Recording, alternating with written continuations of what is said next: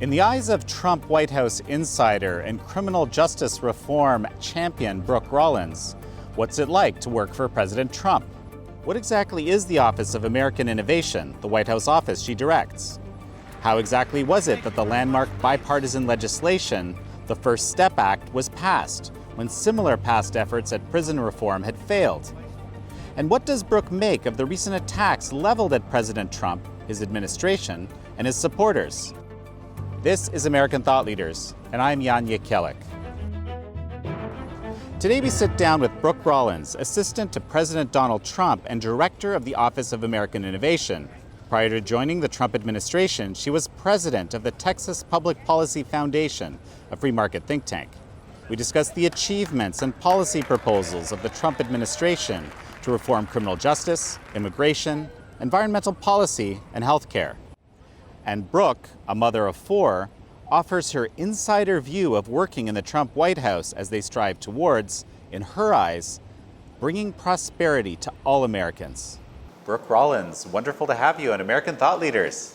Thank you. It's so great to be here. So as it would happen, we were just together at the Turning Point USA Teen Action Summit. Mm-hmm. So the president was giving a speech to over 1,000 very receptive young teens, went off teleprompter a lot. Yeah. At one point he referenced Martin Luther King, and the crowd went wild, if you recall. The First Step Act is being passed. Yeah.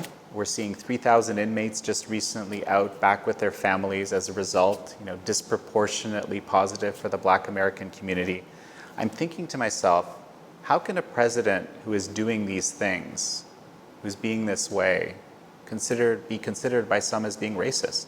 It really is remarkable to think that there are those who are trying to unfairly categorize the president or put him in any kind of a box. This president, my boss, that I've been so proud to work for now for a little bit of time, I believe he will go down in history as having done more for all Americans, but especially for those with the least among us, for those from impoverished communities, for those living at the margins of society, whether it is, as you mentioned, the First Step Act, our significant criminal justice reform act that the president led on and signed into law at the end of last year. To your point, we are seeing some of the results of that right now, to the lowest unemployment on record for the African American community, and sort of bring it all and tie it all back together. The president mentioning Dr. King in his speech today to a group of, 1,000 high school students. This is not college or young professional. These are high school students.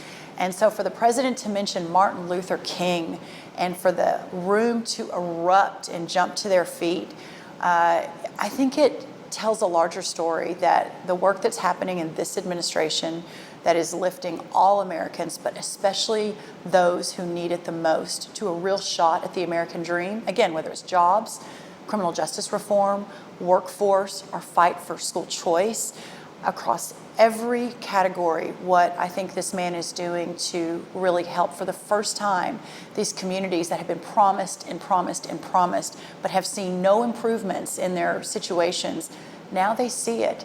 And so to tie that back to Dr. King, who is obviously known as the great civil rights leader of certainly our time, probably most of all time, but what people often forget is that the central tenet of Dr. King's message was economic empowerment. And now President Trump is proving that out to be true, that this is how you truly change lives. And it's really an honor to be a part of this rewriting of history. Another narrative that I've been hearing is that actually anybody who supports the president is also racist. I don't think this room would agree. What do you think? I believe, this is my belief, that what this administration and what this president, alongside this amazing vice president and our team, what is happening in America is truly transformational. But it is putting the other side into an all-out panic that for so many decades, the left has been the one to say, we're fighting for the man or the woman who's forgotten. We're fighting for the children of this country who don't have a fair shot. And while we, as conservatives, as those who believe in the founding principles of our country, our ideas are right and they're righteous and they're proven, but we haven't always done a good job of explaining why it is that less taxes and less government and more freedom is better for everyone, but it's especially better for those at the bottom of the socioeconomic ladder. And now we're making that case. And whether it's through the job numbers, the economy, the criminal justice reform efforts, the apprenticeships and workforce, whether it's through fighting for education opportunity, school choice for all children, the other side realizes that all of their words are meaningless because they haven't achieved anything for these people. It is our side and what we have done that's truly bringing change to these communities. And so the only way, they can't fight us on the policy. They have, I guess, chosen to fight us using horrible, awful terms like being a racist or not liking women or whatever it is. They've sort of downgraded their arguments to vile and disgusting characterizations that have no place in the public square, but unfortunately have become part of the public square. And the good news is we have our record to show what we're doing for every American, but especially those who are forgotten and have been forgotten. And so I think that's why we're winning. So bipartisanship is very rare in this day and age. And we're seeing the passage of the First Step Act, something you've been actually working for over a decade, I think, or at least legislation of this sort. How is it that it's possible that under this president, this legislation actually came to pass, whereas other past presidents weren't able to do so? How did this all come about? This president is a disruptor. He is not interested in what the lobby thinks. He's not interested in what the polls say he should do or shouldn't do. He's not interested in what the Republican Party says he should do or shouldn't do. He has a very deep instinct on what is right and what is wrong. And I think that's why America and the voters fell in love with him. He was a very unexpected candidate. He represented, for the first time in a long time, that he wanted to return government to the people and that he was there to fight for the American people, that it wasn't about a party or a specific partisan belief. It wasn't about any of that. It was about someone showing up who was willing to put aside a very successful life and say, I'm going to go to DC and I'm going to shake things up. So in that context, the criminal justice reform effort fits very well. It doesn't necessarily fit into the typical Republican, at least the Republicans as we know it, narrative.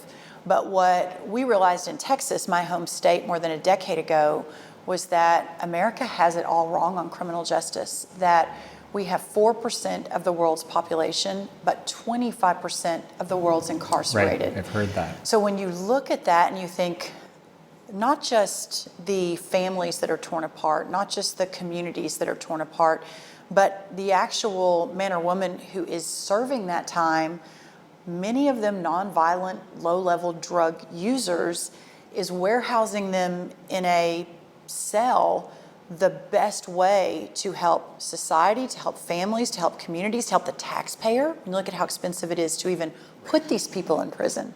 So in Texas, again, 12, 13 years ago, we decided to change that. I ran a conservative think tank, very focused on free markets and free enterprise and individual responsibility and liberty. And we said, this has to change. And the old idea that conservatives and Republicans had on criminal justice reform, which really was build more prisons, put as many people in them, and throw away the key. But in reality, what we figured out is that 93% of those men and women are coming back out and going back into the community.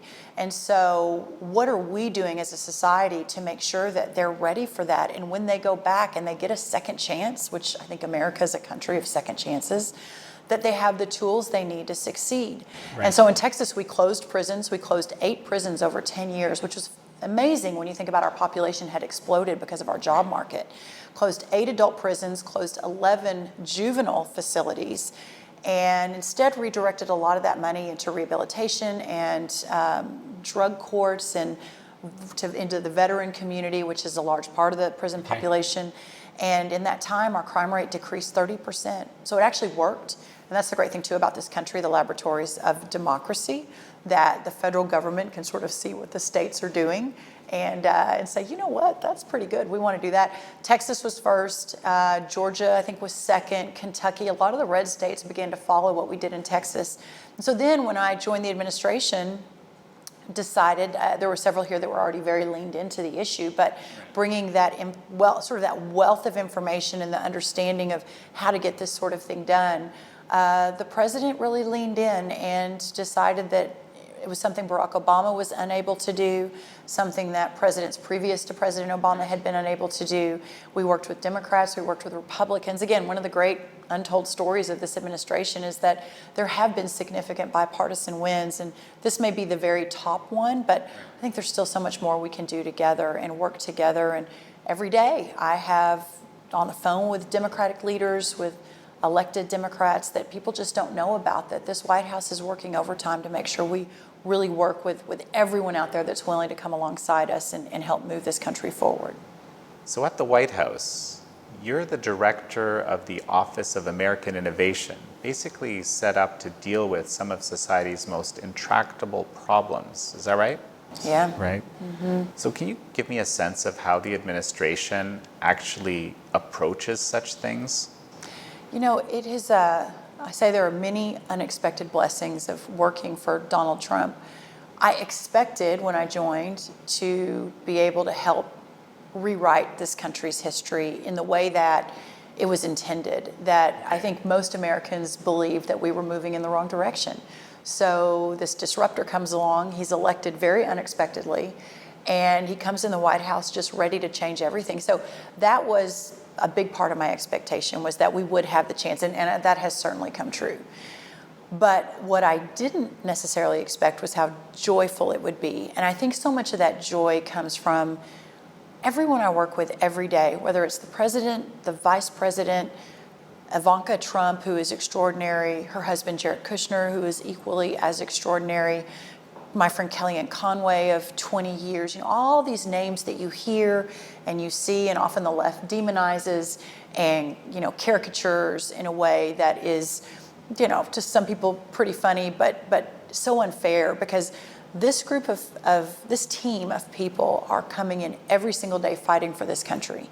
And I think it's a very unusual atmosphere because we're led by a private businessman who's never been in elected office before.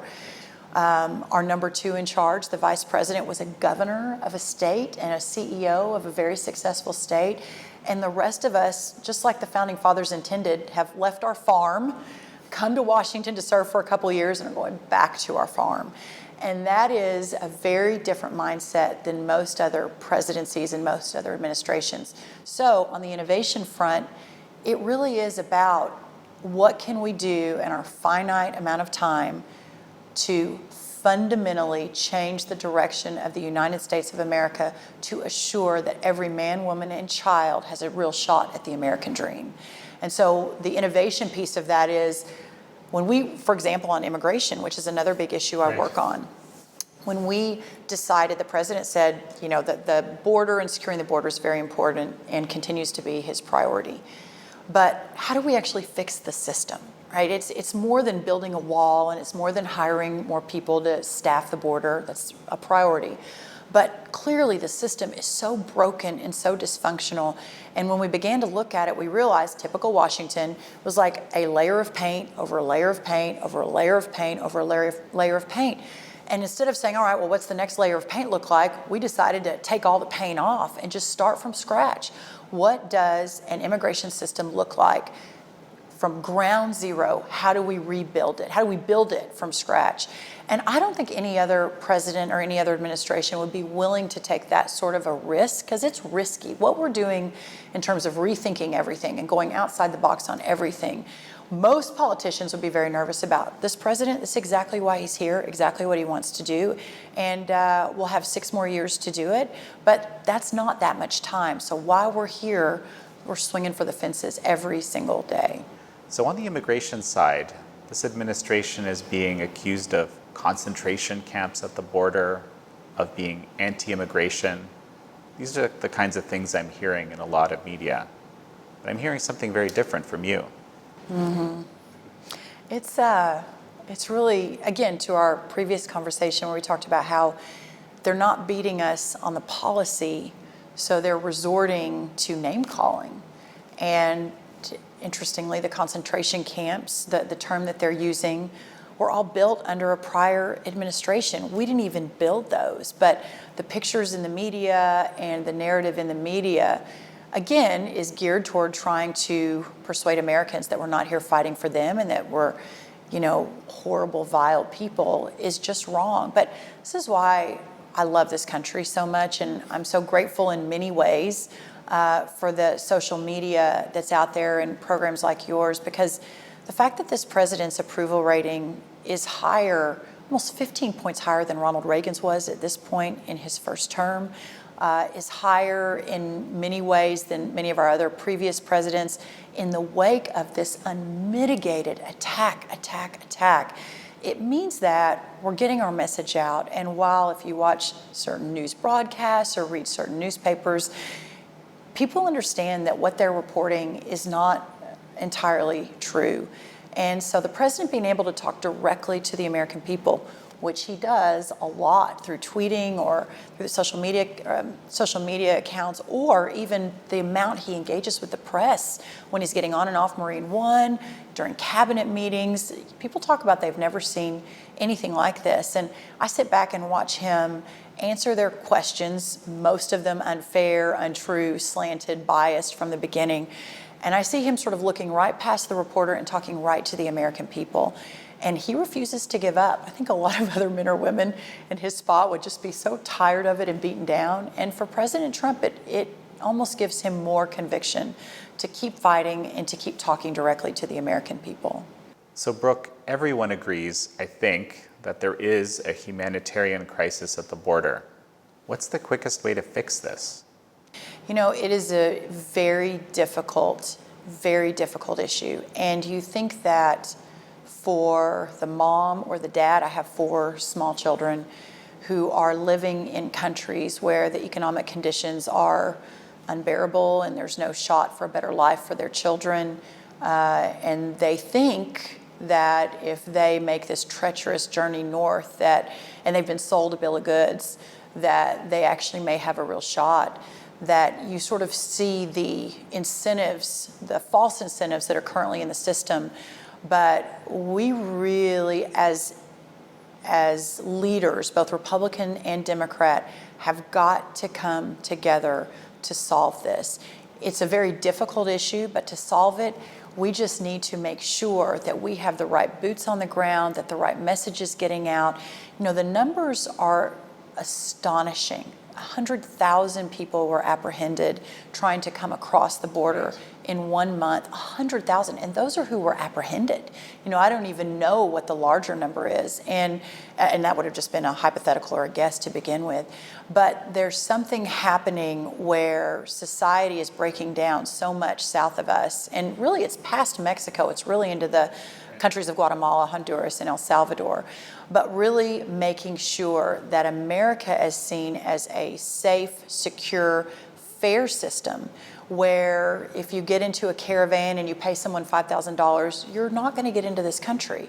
But under really the plan we've proposed, which is putting a merit-based system in place to get into this country, here's what you have to do. And here's the line you have to stand in. And we need workers. The great thing about the Trump economy is that we have more jobs available than workers available. And the president has said this multiple times, we need more workers. But we have to do it in a fair and just way and one that makes sense for this country. So why don't you give me a thumbnail? What does this merit-based approach to immigration look like? So currently, our immigration system is based on, I think the last time it was significantly updated was the 1960s. And we had a very different economy in the 1960s than we do now. And when you look at the rest of the world, especially Australia, Canada, New Zealand, Japan, their immigration system is based on you can come to their country. It's very simple and easy to figure out. You get on the computer and it takes about an hour. You don't need an immigration lawyer. There's not pages and pages of convoluted rules, multiple agencies involved to hire someone to pick apples from a tree. In those countries, it's very, very different. And roughly, depending on the country, from 60 to 70% of their legal slots that they hand out, these are the other countries, every year, are based on skill or merit, et cetera, et cetera. Right. In America, only 12% of our legal immigration system is based on skill or merit based. So what that means is if we hand out 1 million green cards a year, which we actually hand out 1.1 million, but 1 million to make it easy for comparison, only 120,000 of those are based on what you, Jan, could bring to this country and what your skills are and what, your sort of assimilation opportunity is. Do you want to be an American, or are you going to be able to be a productive citizen, and prioritizing your immediate family, so your wife and your children, so they can come with you?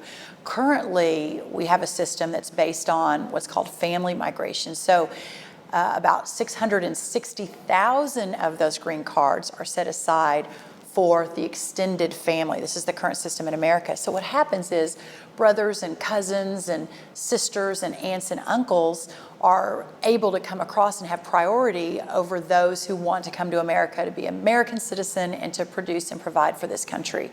And so it really allows the new system that is being proposed to have immediate family. So when people, the other side says, well, we don't like families. That's actually not true. We are prioritizing the immediate family and then putting in place a system where any kid from Uganda or Guatemala or Chile, if they're 10 years old and they know they want to be an American citizen, they can get on the computer and figure out exactly what they need to do that. And so we really believe, and especially when you look at our growing economy, the other interesting point is that I think it's Australia with this exact same system has not had a recession in 26 years. And the reason is because they have set up and structured their immigration system so that they have the people coming into the country that can keep the economy moving forward and don't necessarily come in and immediately become part of our welfare system and using all of our government services. So readjusting that system is what the president wants to do, and he's leaned all in. He's really excited about it, and he thinks it's the answer. And we hope Democrats will come to the table. We hope we may be able to get this done before Congress leaves next year and we have another election. But if we can't, then it's something that we'll really look to prioritize in January 2021. Okay. I actually want to jump back to the First Step Act for a sec. First Step Act is really just the first step, right? That's right. What's the second step? And then the third step. Yes. And then the fourth step. we think really big around here. The First Step Act was really a focus on those who are currently serving time in our federal prison system and what kind of programming that we can provide when the 93% that eventually leave, they're better prepared to reintegrate into society and be better parents and be able to actually have a job and live the American dream. Right. The second step, there's lots of discussion about that, but what we're really focusing on at this moment is second chance hiring so that we can begin to somewhat change the narrative around the country. And many of our largest corporations and businesses have already jumped on board and want to set the benchmark really for what that looks like and giving people a second chance. And what we can do as the government, we don't want the federal government involved if we don't have to, but what we can do as the White House to really set the tone that at the end of the day, jobs is what will keep recidivism down and keep our crime rate down. And really that's what most Americans are really wanting. So really connecting to that. Also looking at mental health, and so many of our jails, especially our local jails, are overcrowded, and most of those people that have been put in, there's some sort of mental health issue. So looking to at our homelessness populations on the West Coast and other places, really looking at some of those larger issues, which are mostly handled at the state and local arena. And again, very important, we're here to not create more government programs, but figure out how to scale back to the ones that really, really work, and the ones where government is the safety net, but not necessarily supporting everyone. And so we think that is also a very important part of the dialogue. On First Step Act, what people don't realize is that only 10% of our nation's inmates are in the federal system. The other 90% are in the state and local system. So the second step actually is also moving back to the states who haven't necessarily done as much as a Texas or a Georgia or a Kentucky or an Indiana under Governor Pence, and having the states really continue to move these issues forward for our returning citizens, our Americans who have been incarcerated for one reason or another, but are coming back into our communities and what we can do to make those communities safer and help these Americans to a better life. I know there are a number of families actually cheering these releases. It's really heartening to hear. It is. Mm-hmm. Outside of criminal justice reform and immigration, what else is in the purview of the Office of American Innovation? You know, we are, I like to say we're the offensive team. We're on offense all the time. What are the most transformative issues for this country? And working alongside some of our other offices like the Domestic Policy Council, the National Economic Council led by Larry Kudlow, working with our friends in the Center for Economic Advisors, formerly Kevin Hassett's shop, but now at least acting as Tomas Philipson. And there's so much good work going on for this country right now. But you know, the things that matter the most, whether it's education and school choice, whether it's an energy revolution that's changing the face of our country and frankly the world through our exporting freedom for the first time ever, the environment, the importance of America has some of the cleanest air and cleanest water in the world, and that's not in spite of a capitalist free market system. That's because of our economic system. So making sure that Americans understand that the regulatory reform that this president has led and is so proud of, that has unleashed this economy, it's not making the environment worse. If anything, our carbon reduction, we've led every Paris Climate Accord signatory. We're so far ahead of everyone else that's signed on to these silly international agreements that the president rightfully pulled us out of. But it's because of our market system, our innovation, that, again, we have the cleanest air and water in the world. It's interesting, particulate matter is the pollution that actually kills people. It's not carbon, it's not some of this other stuff, but it's particulate matter. The only parts of our country that don't meet the standards are our West Coast cities, and that's because that pollution's coming over from China and from India. So let's redirect the conversation here. Instead of everyone having, you know, Green New Deals and stopping fossil fuels and cattle and airplanes, let's talk about what's really hurting this world and some of our own Americans and figure out how to fix that. And so that's a big part of our work, of working alongside some of our friends. But what I love the most, which the criminal justice reform is a part of and some of this other, is the effort to what we call transform American communities, bringing prosperity to all Americans. And that's really a weaving together of so many of the offices that my team gets to take the lead on. And that's everything from criminal justice reform to jobs in the economy to workforce and apprenticeship and reskilling to education opportunity and helping push school choice at all levels, occupational licensing, which is such an important part for our most distressed Americans to actually have a real shot at a good job. Government tends to get in the way of that. That's sort of the regulatory reform that you never hear about from the left, but it's the one that is desperately needed among some of these communities. But weaving all of those efforts together and making sure that this president has every opportunity to continue to move this country in the right direction and especially help those who need it the most. That's really what we work to do every single day, and it just continues to be such a great joy. So you guys have your fingers in almost everything. A little bit of everything. Yes, we do. We do. It's such a blessing. When I was talking about coming into the administration, I was told by one of the president's very senior members of the team that we want to stay focused on the things that will transform this country the most. And what are those? And it's not really that hard to figure out. It's jobs. Underneath the job banner, that's the economy, that's tax cuts, that's regulatory reform, it's healthcare. Right. What can we do as this administration to ensure that those who need the safety net have it? But the government has completely messed up the healthcare market. And anytime the consumer, that the American is not in charge, but instead either the government's in charge, the insurance company's in charge, the hospitals are in charge, but we've completely lost the opportunity to have the market drive healthcare. And so is it any surprise that we are losing our quality of care, the costs are skyrocketing, and the Americans who need it the most may not be getting the very, very best care. So how do we fix that?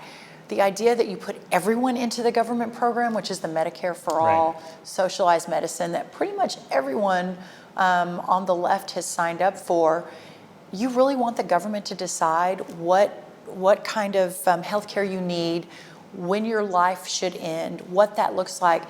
That hasn't worked anywhere in the world. And America has admittedly a lot of challenges with our healthcare system, but at least we have some semblance of a private insurance market that is working. And most people in other countries with a government-run healthcare system that can afford it come to our country for our healthcare.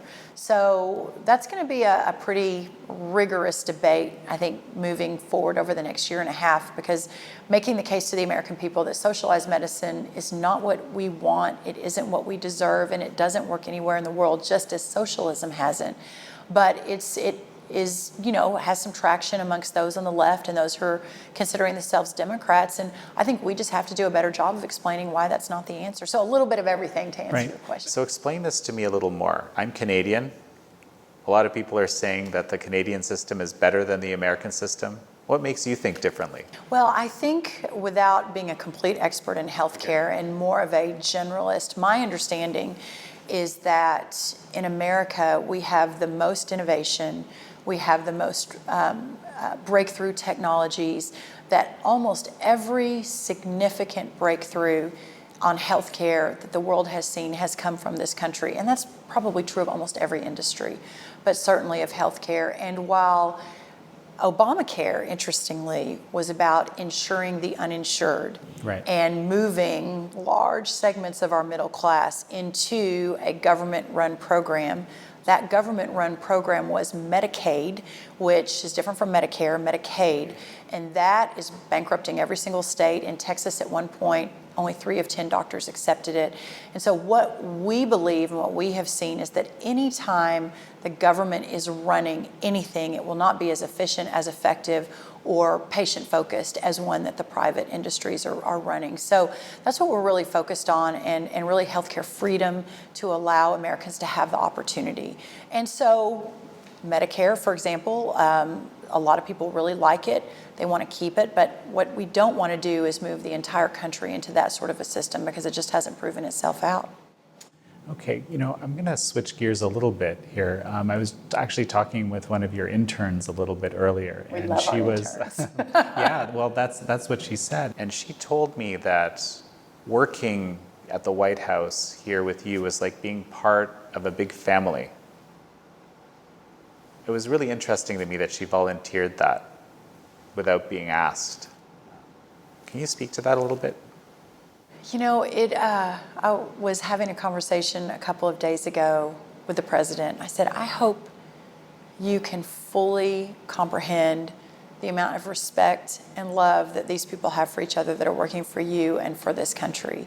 And while this is probably the hardest job any of us will ever have, because the stakes are so high, and it's not political stakes and winning or losing, that's important, but it's the stakes of the future of this country and for the men and women that we're fighting for, they'll know Donald Trump's name, but they'll never know my name, they'll never know our team's name.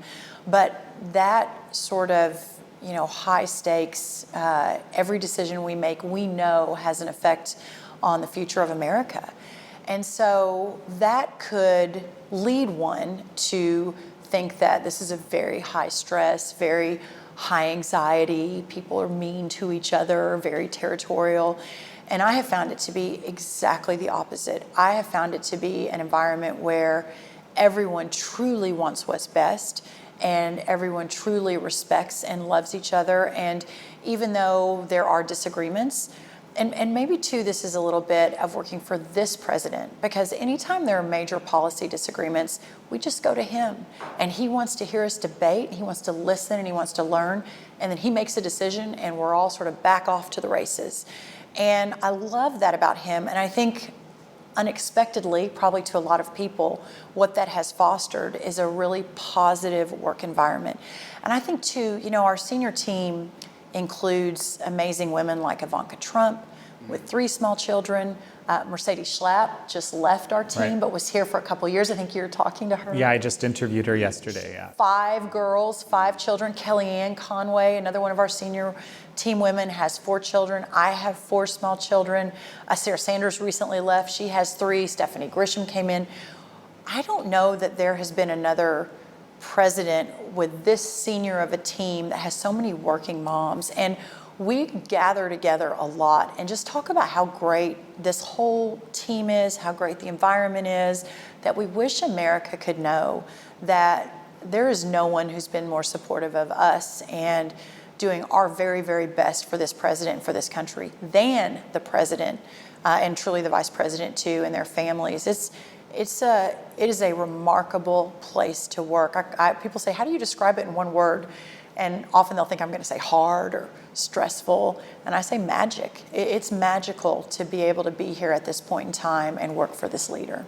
Yeah, and it's, what you're describing is really in stark contrast to some of the things that we Completely see contradictory. I know, and I'm amazed. And to be fair, I joined about 15 months ago, so I was not here at the beginning when I think that some of the kinks were being worked out. But in the last year and almost a half, and I actually worked with the administration on the outside on the criminal justice reform piece before I came in, I have just been blown away at this team and how dedicated and smart and ambitious and honorable everyone is. And we're all here to serve this country. And again, we know it's a moment in time that will probably never happen again.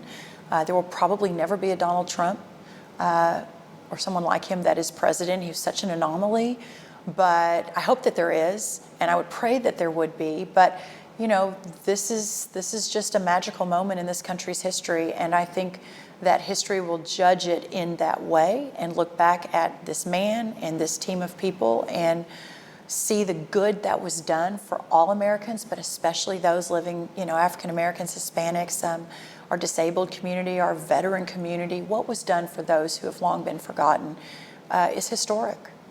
So, the president talked about winning. Yes, he does right? like to win. Yes. So is this the strategy? Is this the president's approach, winning or just being successful, to some of these, in your words, highly inaccurate portrayals of him? I am such a believer in relentless optimism, and that in the face of the withering and unfair and untruthful attacks, we just keep powering forward. And this message and what we're doing is so righteous and so good. And for me personally, it's biblical. It's doing everything you can for the least among us, and being called for a time such as this. And in doing, and again, going back to a conversation we recently had about the president's approval rating being at a historic high for him, but also somewhat historic relative to other presidencies also in terms of how positive it is. There's no explanation for that other than the American people know that what we're doing is working. And so to be a part of that and understand while we're in it, that these policies are working, that they're helping people every day, that the American dream, at least for now, has been saved, that there is still a shot that my children and your children and our future grandchildren still have a chance to build a life for themselves that is unlike anywhere in the world. I come from a really small town in Texas. I grew up in rural Texas. I studied agriculture at Texas A&M, was raised by a single mom. Nowhere but America would I one day end up in the West Wing of the White House advising the most powerful man in the world. That doesn't happen anywhere else other than this country. But that's what's so beautiful about this country, is that no matter where you're from, no matter the color of your skin, no matter who your parents were, no matter how much money you have, no matter how educated your family was, none of that matters. All that matters is that you're willing to work hard and dream big, and in this country, anything is possible.